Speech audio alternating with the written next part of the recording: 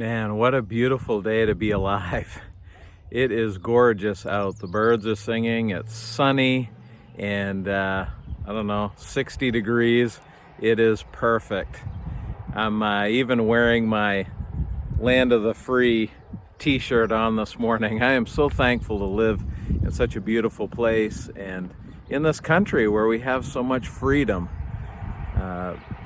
Even though sometimes in these days it feels like some of those freedoms are being threatened, we have so much liberty here.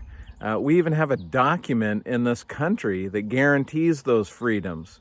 The First Amendment of the Constitution, the freedom to speak our minds and the freedom to assemble and the freedom to practice our faith and to worship our God.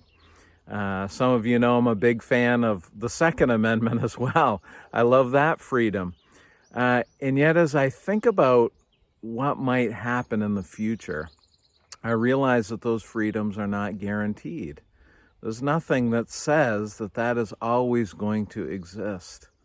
But as Christ followers, we have another freedom that exists on a whole different plane, a whole different level.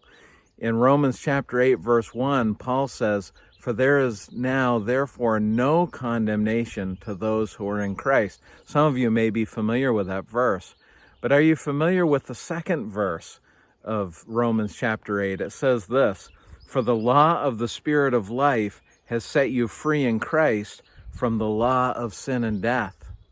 Since sin entered the world in the Garden of Eden, there has been this law of sin and death, this uncontrovertible fact that we are sinners and we will sin and one day we will die. As long as the earth exists, those things will be true. But there's a new law, the law of the Spirit of Christ, which has overtaken that other law. And those of us who have trusted Christ, no matter what happens on this earth, no matter what freedoms we may have or we may lose, the law of the Spirit of Christ trumps all of it. And no matter what occurs here in our lives, we have freedom from sin and death.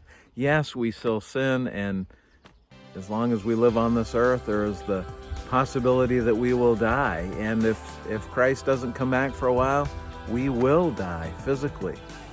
But thank the Lord for the law of the Spirit of Christ, which overcomes that. I may die on this earth, I may not get to enjoy all of this anymore, but I will live forever in the presence of God because of the law of the Spirit of Christ.